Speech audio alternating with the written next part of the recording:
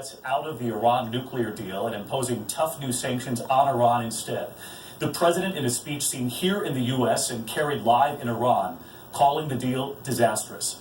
America's allies have urged the president not to do this. They are reacting tonight, and so is Iran, already with a new threat. ABC's chief White House correspondent Jonathan Karl leading us off.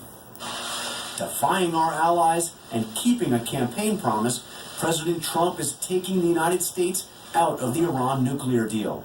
The fact is, this was a horrible, one-sided deal that should have never, ever been made. It didn't bring calm, it didn't bring peace, and it never will. This is no half measure. The president declared he is reimposing sanctions waived as part of the deal. All of them. America will not be held hostage to nuclear blackmail. Under the Iran nuclear deal, Iran agreed to shut down its production of weapons-grade uranium and allowed regular inspections by the International Atomic Energy Agency, which says Iran has stuck by its side of the deal. But the president says it falls short, that it doesn't prevent Iran from supporting terrorism or building up its missile program. At the heart of the Iran deal was a giant fiction that a murderous regime desired only a peaceful nuclear energy program. Anguished by today's decision, former President Obama.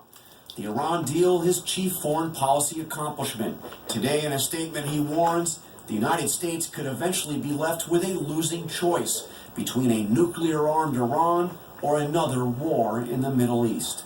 And tonight, from Iran's president, an ominous threat. من به سازمان انرژی اتمی Hassan Rouhani announcing he has ordered Iran scientists to prepare to start enriching uranium again if necessary. When I recently asked the president about that prospect, he answered with a threat of his own. But the Iranians say they'll restart their nuclear program if the deal We'll is... find out. You'll find out about that. Are you It concerned won't about be that? so easy for them to restart. Mr. President, are you They're not going to be restarting anything. They restart it, they're going to have big problems, bigger than they've ever had before. Today, the president cast his actions on Iran as a message to North Korea. The United States no longer makes empty threats.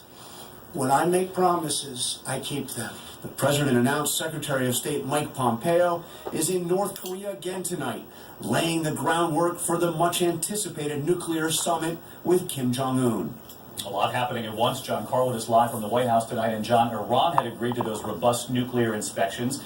International inspectors found that Iran was in compliance with the deal, and the president's still pulling out today. Now North Korea on the agenda. How's the president going to convince North Korea to agree to even the same level of inspections Iran was already allowing?